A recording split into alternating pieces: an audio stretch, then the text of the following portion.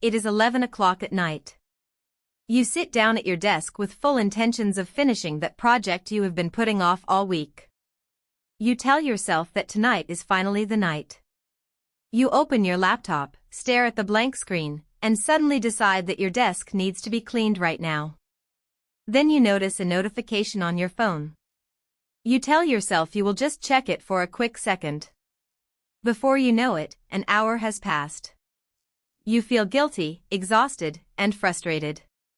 So you close your laptop, crawl into bed, and make the familiar promise that you will definitely start fresh tomorrow. But tomorrow arrives, and the exact same cycle repeats itself. If this sounds like your life, you are not alone. Almost everyone struggles with this, and most of us blame ourselves for being lazy or unmotivated. But what if everything you believed about procrastination was actually wrong? What if your delay is not a character flaw at all? Neuroscience tells a completely different story. When you procrastinate, your brain is not trying to sabotage your future. It is actually trying to protect you from emotional discomfort.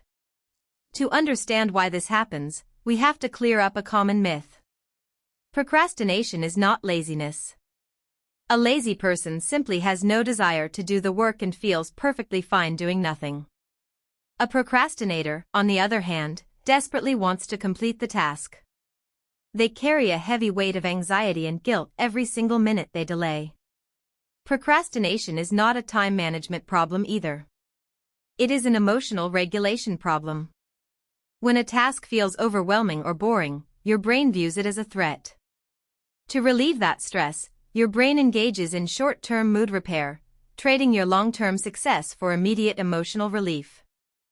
This constant tug of war inside your head comes down to brain chemistry, specifically a chemical messenger called dopamine.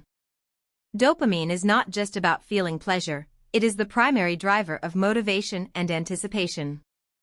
In the modern world, our environment is flooded with artificially cheap dopamine hits.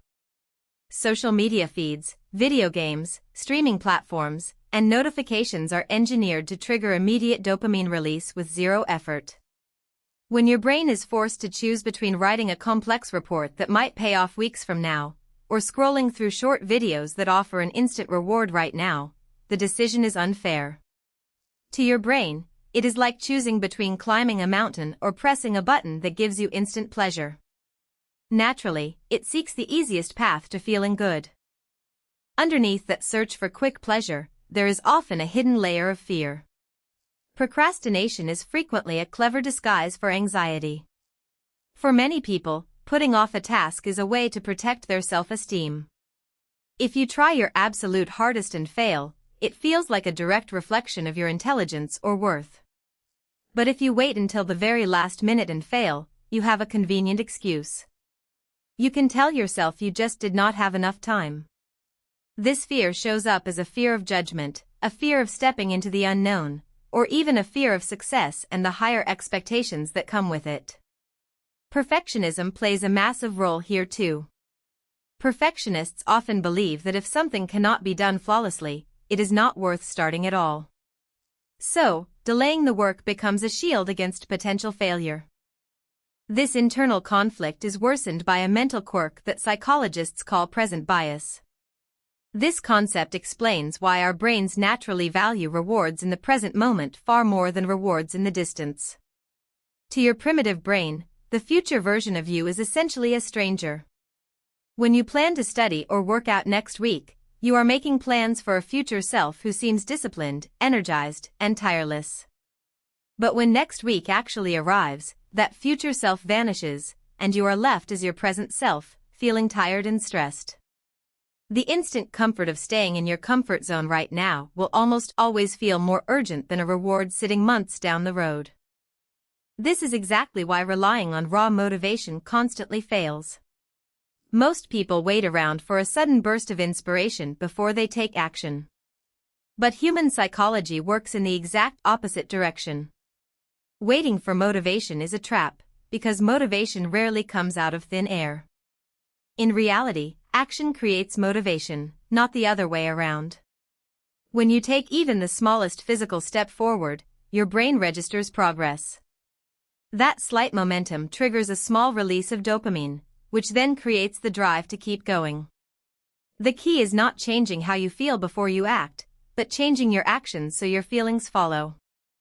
Fortunately, once you understand how your mind works, you can use psychology-backed strategies to work with your brain instead of fighting it. One of the most effective tools is the 5-minute rule. Tell yourself that you only have to work on a task for 5 full minutes. If you want to quit after 5 minutes, you have permission to stop. Because the barrier to entry is so low, your brain stops sensing danger. More often than not, once you push past that initial friction, momentum takes over and you naturally keep going. Another essential strategy is breaking massive goals into tiny, micro steps. Instead of telling yourself to write an entire essay, focus solely on writing one single sentence. Instead of planning to clean the whole house, focus on clearing off one shelf. You can also optimize your environment to reduce distraction. Put your phone in another room, use website blockers, and set up a quiet workspace. When you remove friction from focus and add friction to distraction, you make the right choice the easiest choice. Finally, start rewarding yourself for taking action rather than waiting for absolute perfection.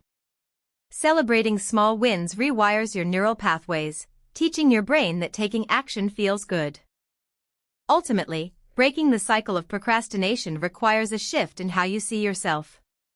Real, lasting change does not happen by forcing new behaviors, it happens through an identity upgrade. When you rely solely on willpower, you are constantly fighting your own self-image. If you view yourself as a chronic procrastinator, your actions will eventually fall back in line with that belief. But when you reframe your internal narrative, everything changes. Shift your mind away from needing motivation, and start telling yourself that you are the type of person who follows through. When your habits become an expression of who you naturally are, discipline stops feeling like a painful battle and starts feeling like second nature. Procrastination is not a personal failure, a defect in your character, or a life sentence of laziness. It is simply a learned emotional habit, an ancient survival mechanism reacting to modern pressures. You do not need more willpower, and you certainly do not need to wait for the perfect moment to arrive. Close the extra tabs, put down the distractions, and step into the person you know you can be. Your future isn't built tomorrow. It's built by the choice you make in the next 5 minutes.